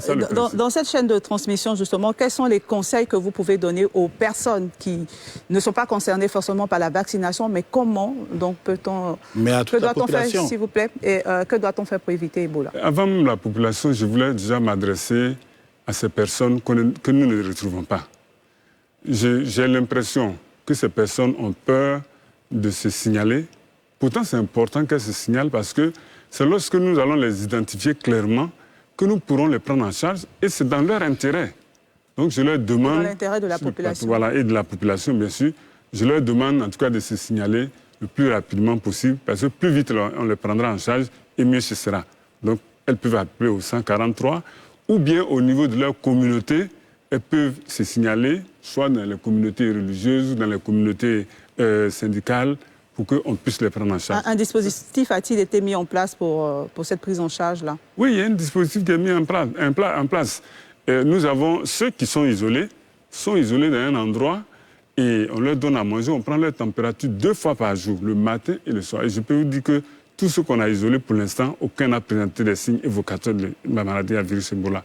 D'accord. Donc ça, c'est déjà rassurant. OK. Avant de donner la parole à Tubanga qui a quelque chose à dire, revenez à ma question sur comment fait-on pour éviter Ebola. Question qui concerne l'ensemble de la population. Il faut dire que nous avons, on a eu les acquis de la préparation à la maladie à virus Ebola en 2014. Ça, c'est important. Et on a eu aussi, avec la Covid-19, toutes les dispositions qui sont prises, notamment les mesures barrières. C'est un élément important. Il faut qu'on continue d'observer les mesures barrières. Qui sont? Les mesures barrières, c'est laver les mains vraiment le plus régulièrement possible. C'est valable pour Ebola, c'est valable pour la Covid-19. La distanciation aussi est importante pour Ebola. Éviter de se toucher parce que Ebola, c'est une maladie de contact. Donc, c'est une maladie contagieuse. Donc, c'est lorsque vous touchez la personne, ou bien vous touchez le fluide de la personne, c'est-à-dire la personne a transpiré, ou bien vous avez touché son pipi, ses urines, ses selles et autres, vous vous contaminez. Donc, il faut éviter il faut respecter ces mesures-là. Et je pense que c'est une maladie qui est facilement, on peut la prévenir facilement. Elle est plus facile à prévenir d'ailleurs que la Covid-19. On reviendra justement sur la Covid-19. Arthur Banga? Non, c'est surtout sur la fin de l'intervention du professeur que je l'ai dit.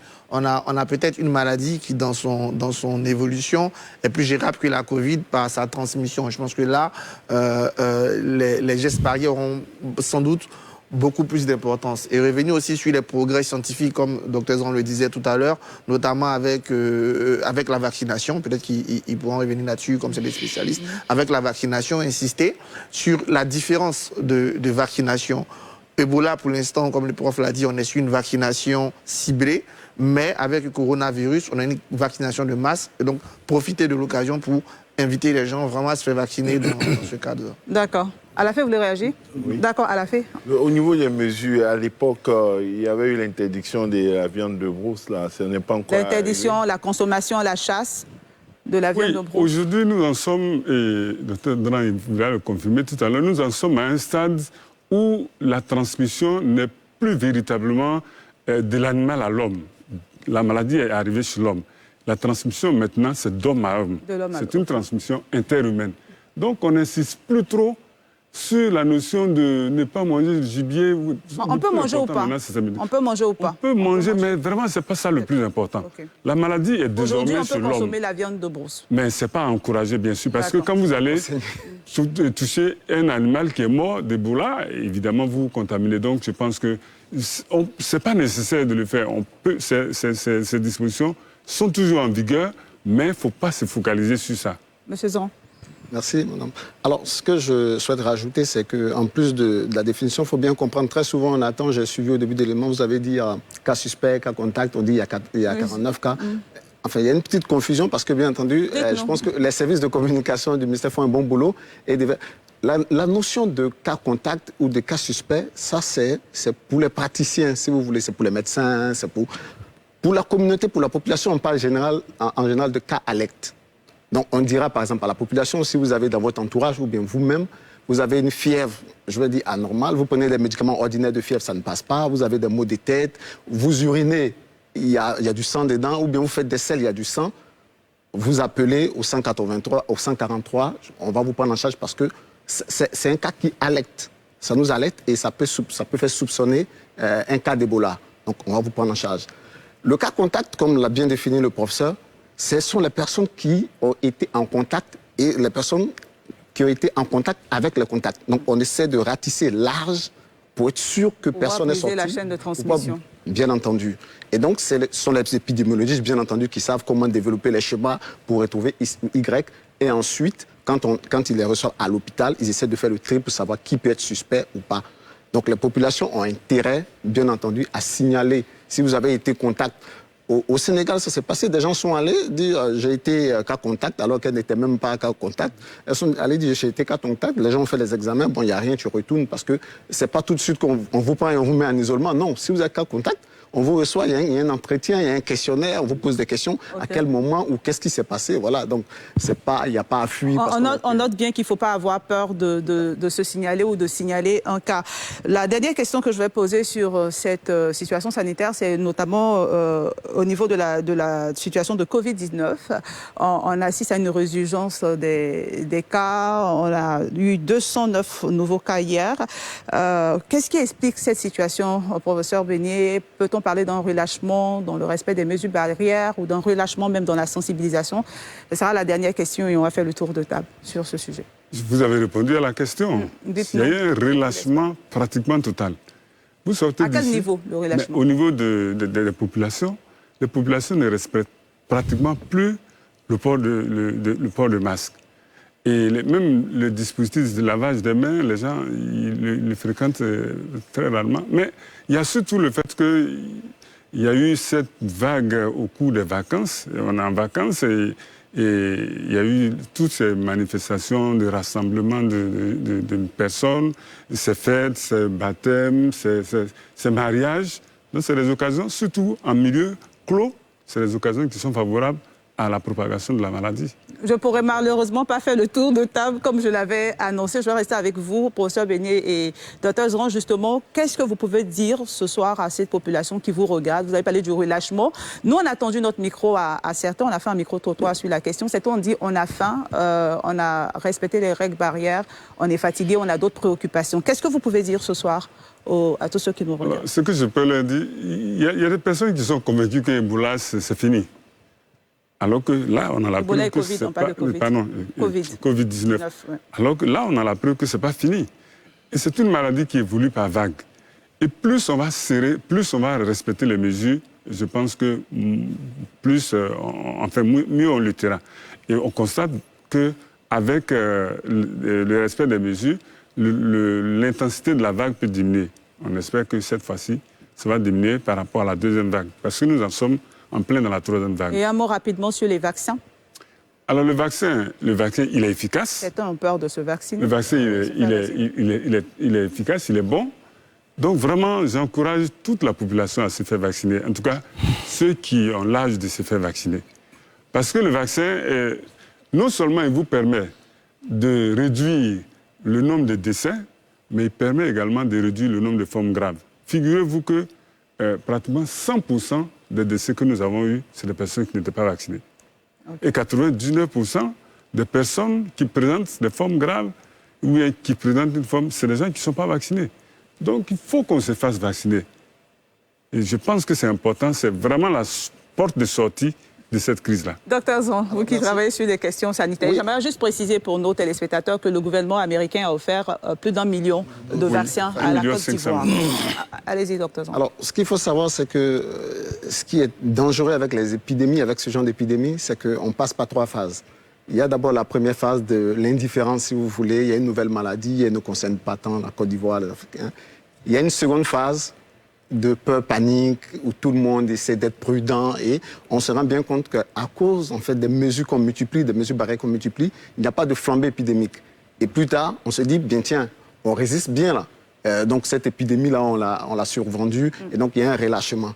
Et c'est dans ce silence-là que les épidémies font les plus grandes victimes. C'est exactement passé comme ça avec le sida. Aujourd'hui, quand on dit aux gens, on est à 30 millions de morts avec le sida, plus de 30 millions de morts avec le sida, on n'en revient pas. Mais bien entendu, parce que dans les années 85 jusqu'à 90, il y avait un tapage médiatique autour du sida. Donc les gens, mais quand on a dit, bon, de toute façon, le monde n'a pas disparu, enfin, la population humaine n'a pas disparu de la surface de la Terre et on a relâché un peu, le sida s'est installé tranquillement. Et donc c'est ce qu'il y a à craindre, et c'est pourquoi il faut se faire vacciner. Bien entendu, il y a des craintes, mais il faut se faire vacciner. Se faire vacciner et respecter les mesures barrières. Merci, chers chers invités, merci d'être revenus sur ce plateau. S'il y a un numéro à retenir ce soir, c'est le 143. Si vous avez été... Ou le 101 aussi. Le 143 ou le 101, si vous avez été cas contact ou sujet alerte, vous pouvez en tout cas appeler pour vous signaler ou signaler une personne que vous avez vue dans ce cas. Merci d'avoir suivi cette... Guillaume Bateau vient d'être signalé sur cette émission. Merci d'avoir suivi cette émission, chers téléspectateurs. Je vous donne rendez-vous le mardi dans le cadre du JT. D'ici là, prenez soin de vous. D'accord.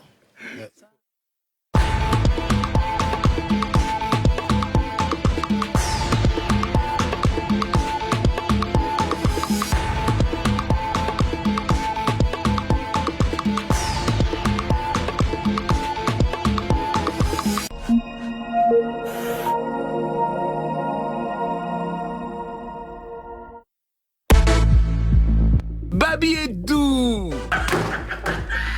Du lundi au vendredi à 18h, Mami Bamban. Tu sais ce qu'on appelle attentat. Tu connais, non? Quand je vais retourner comme ça, là, le coup va te pâtisser. Monsieur et Madame. Tu penses que c'est ta catégorie, toi? Hein? Chérie, excuse-moi. Dégueulasse. Il n'y a pas pire voisin. C'est pauvre, tu sais comment faire pour te prendre une femme. Hein? Tu veux? Vas-y.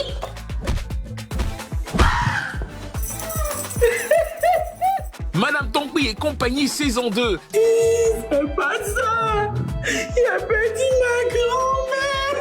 Quelqu'un vient annoncer décès, tu viens déposer manger.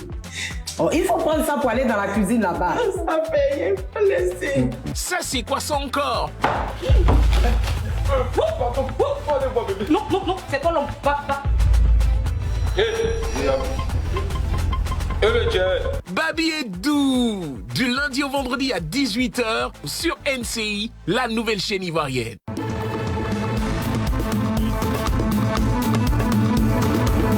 Bonsoir à tous, il est 19h50. Voici les titres de votre journal. Retrouvez l'essentiel de l'actualité d'ici et d'ailleurs tous les soirs à 19h50 avec Pierre Accro, Evelyne Débat sur NCI.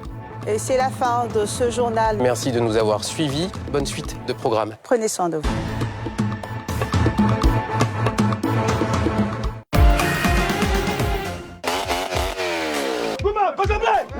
NCI Reportage. S'il n'y a pas un bon freinage, vraiment, il peut y avoir plusieurs catastrophes. Nous sommes prêts à parler à toutes les mentalités ce soir. Plongé au cœur de la société ivoirienne comme jamais auparavant. Quoi de mieux que de valoriser ce que nous avons chez nous ici? Non, ici, c'est pas aujourd'hui, depuis tant de nos mamans, tant de fouilles. Le loyer, c'est 75 000 francs, 7 mois. Aujourd'hui, on a des chauffeurs qui mettent clignoter à gauche et puis ils tournent à droite. Reportage, dossier, enquête choc. NCI vous entraîne dans le quotidien des Ivoiriens. NCI Reportage, du lundi au vendredi sur NCI.